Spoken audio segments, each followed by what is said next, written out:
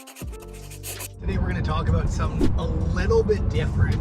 It's the stuff that when you're wanting to start a business or grow a janitorial company that you really don't end up thinking about. Like you're caught up thinking about customers, how you're going to make money going out, oh my God, where am I going to find staff?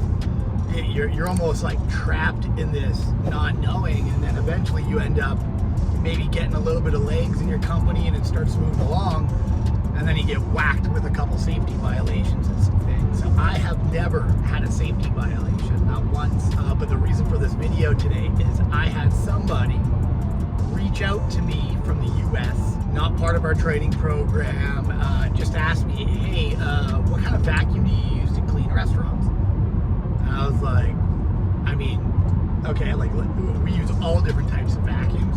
One thing I've noticed about vacuums is it's never really a vacuum issue. It's usually a cleaner issue. They're just not that good of a cleaner. The only thing I've found a vacuum to do better is cut down on time, not increase this mass amount of cleaning. So whenever you have like, unless it's broken, like crumbs on the floor or things like this, it's usually because the cleaner you have or the type of training that cleaner has. So anyway, she sent me a whole bunch of pictures of the floor, but instantly what I noticed is it was definitely a cleaner issue. It was not whatsoever a vacuum issue.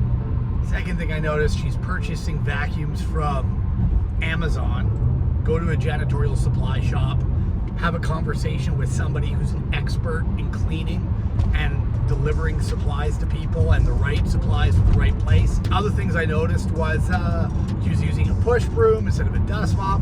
So I mean, there's a whole bunch of cleaning issues there.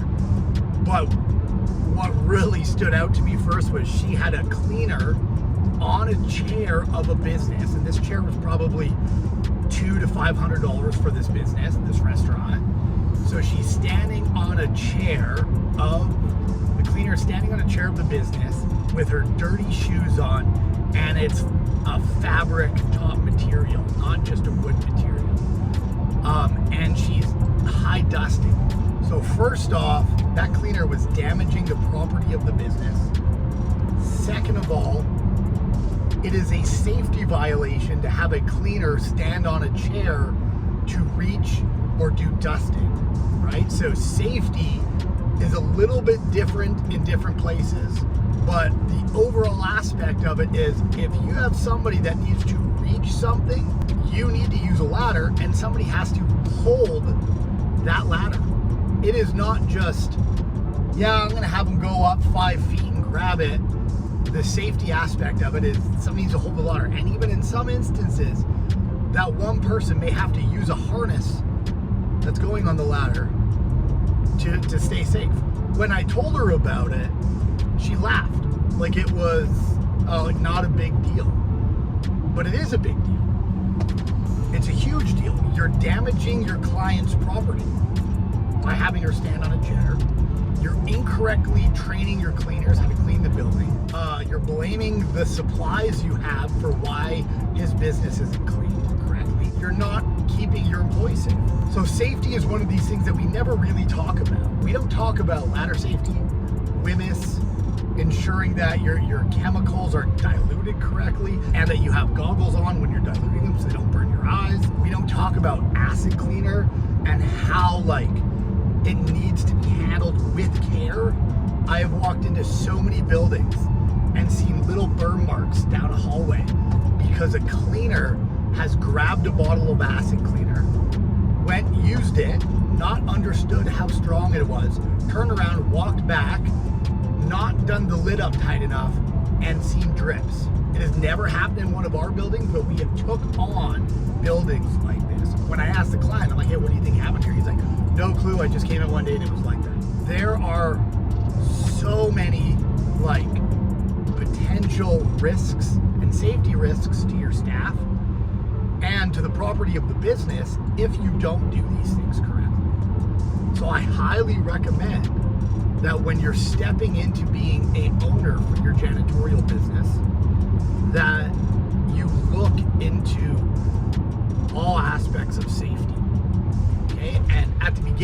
just you doing it, that's fine. But start being safe from the beginning, and it's going to be easier for you to train other people to be safe.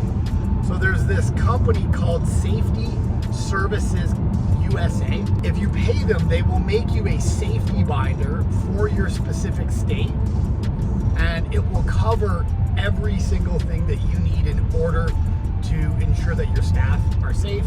It covers workplace safety.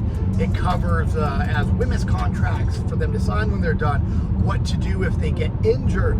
It covers all of it. Because if you really spent the time and had to review it and find all the data for yourself, it would actually take a while. Okay, so this company I found does it the best. And then you're going to want to find an online resource for you to train your people on WMIS. I have my Train the Trainer for WMIS, so I can actually create a program, have people go through it, and hand out certificates for it. It was a painful one-day course, but it was worth it to be able to put our people through WMIS training. So I know safety is not a massive topic in our industry, but if you want to go big, you're going to have to go safe at one point in time. And it's easier to start doing it early on than it is to start doing it later. Last piece of advice for it is, just because you train somebody on how to be safe does not mean that A, they're going to follow it, B, they're going to remember it. So this ladder safety thing is something that I always have to talk about with our people, because we might have to reach up high for something once, and then for the rest of the time we just have telescopic poles that will reach it. But then every once in a while we all of a sudden have to go and use a ladder somewhere else. Like 6 months later we might have to. And they completely forget that A, they need to have somebody hold it, and they need to be safe with it, and they need to follow specific protocols. So always talking about the safety aspect of it, whether you have an email that goes out once a month, or you have a Zoom call where you talk about it with your team, you just need to continuously chat about it. But safety needs to be on the top of your team's mind and your mind. And then it's no different than talking about values in your company and other stuff. You need to continuously reinforce it, because over time people just forget. And the truth is, sometimes I feel like I forget my values. That's why I write my goals down every day. So I hope this video helps out. If you have more questions on safety, let me know.